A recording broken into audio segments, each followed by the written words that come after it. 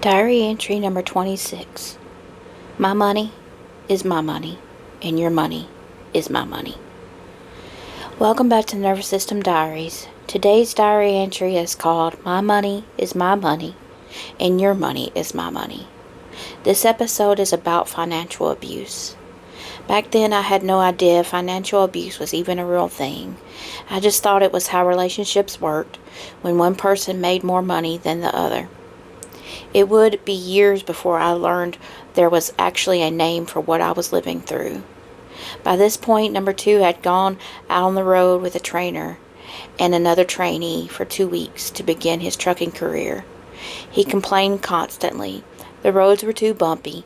He couldn't sleep while someone else was driving. The truck wasn't comfortable. Everything seemed to be a problem. I tried my best to stay positive. I had even joined a support group for truckers' significant others because I wanted to understand his new life. I learned trucking terms. I learned about their schedules. I learned about life on the road. After all, I thought I had helped him make his dream come true. And honestly, I believed he would have appreciated it that. Looking back, I was wishful thinking. The first red flag should have been how little he called me. At first he said it was because he had to drive hands-free, which that made sense. Then with his first paycheck, he bought himself a Bluetooth headset. Now he could call whenever he wanted. But he still didn't. This time the excuse was his trainer or teammate was nearby. I accepted it. I was still working, so our schedules didn't line up much anyways. Then came another problem. He decided he needed a GPS. Not just any GPS. The biggest, the most expensive trucking GPS he could find. It cost around $600. I told him we couldn't afford that yet. We still had bills. We were barely making it. But what I wanted didn't matter. He bought it anyway. I didn't find out until much later because he was on the road for over a month before coming home. He told me he had a small check that week. His favorite phrase during this time was, "Don't be mad, but." If you've ever known a brand new truck driver, the pay really isn't as glamorous as people think. Yes, it was more than before, but after eating every meal on the road, buying overpriced food at truck stops, paying for showers, sometimes paying for parking, the money disappeared quickly. Except he wasn't spending only his money, he was spending mine too. Meanwhile, I was still trying to keep the household running. Then something happened that I never fully believed. He had turned his location sharing on for me. He said it was because he got tired of me asking where he was all the time. Looking back, I think it probably had more to do with him wanting to know where I was. One evening, he texted me good night. He said he had to be up early for training. A few hours later, something in my gut told me to check his locations. He was supposed to be at the school for his trucking company. He wasn't at the school. He was at a hotel about 2 miles away. My heart dropped. I called him. No answer. I called again and again and again. I called probably about 50 times over the next few hours. I sent text after text. Nothing. Then I noticed something else. Through location sharing, I could tell his phone wasn't plugged in. And then, around 2 a.m. in the morning, it suddenly was charging. Then I saw charges hit our bank account, a Lyft ride, a hotel room. He still never answered me. The next morning he texted me asking why I had blown up his phone all night. And then he called me. He said, "You're never going to believe this." According to him, his teammate had stolen his phone while he slept, taken a Lyft, rented a hotel room, using our bank card that was attached to his phone, then quietly returned his phone before the next morning. I listened, but inside, I didn't believe a single word. I asked if he had reported it. He said yes. I never saw any proof, and strangely enough, he and that same teammate continued to drive together. To this day, I believe something else happened that night. Maybe he cheated. Maybe it was someone from training. Maybe it was something else entirely. I'll never know. What I do know is my instincts were screaming, but by then I had already been conditioned to doubt them.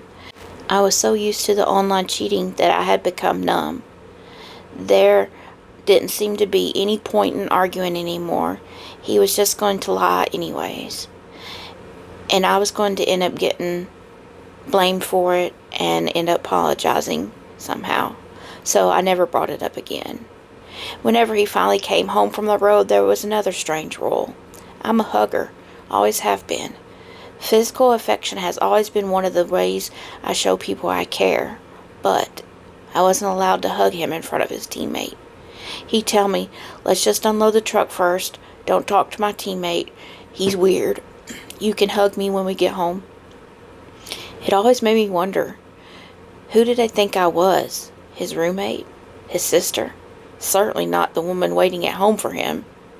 Before he'd come home, he'd always tell me to stock up on groceries, buy all his favorite foods, have everything ready. I always did. The strange part, while he was gone, I lived on noodles and PB&J.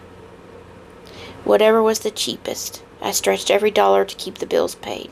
Yet somehow, there was always enough money for when he came home to have his special meals. He also loved sending me pictures from the road. Huge breakfast platters, massive steaks, restaurant meals big enough to feed 4 people. Then he'd ask, "What did you eat today?" I'd quietly answer, "Noodles," or "peanut butter and jelly sandwich." Sometimes I shared those noodles with Puppy because she had run out of her dog food. I'd rather go hungry than let her be hungry. At the time, I couldn't understand why those pictures upset me so much. Now I do. It wasn't just the food, it was just another reminder that his comfort always came first. He controlled the money. Every week he'd leave me just enough to pay the bills, and maybe buy a few things from the store. Everything else stayed with him. Then hurricane season came. I faced my very first hurricane alone. I begged him beforehand for supplies. I told him I was scared. Instead of reassuring me, he got angry. He said, "I've been through many hurricanes before. They're not that bad. I'm 1,000 miles away. I don't need this right now." He made me feel guilty for being afraid. The hurricane came. The power went out. Phone service disappeared. Food became scarce. One of my coworkers came looking for me because number 2 had messaged her saying he hadn't heard from me. Ironically, he hadn't cared when I told him I was scared before the storm. After the hurricane, I had to walk miles just to find enough phone service to make a post online saying I was okay. A friend came to rescue me. She brought food. She let me charge my phone and battery packs. She reminded me that kindness still existed. Power wasn't stored for almost 2 weeks. A few weeks before the hurricane, I had left my job because of staffing changes.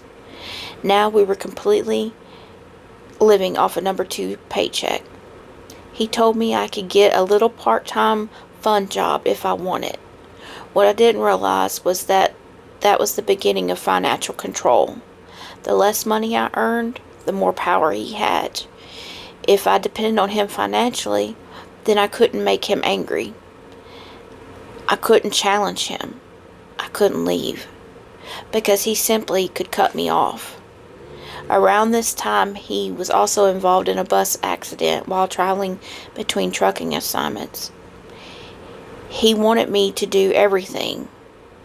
I contacted the attorney for him. I handled the paperwork for him.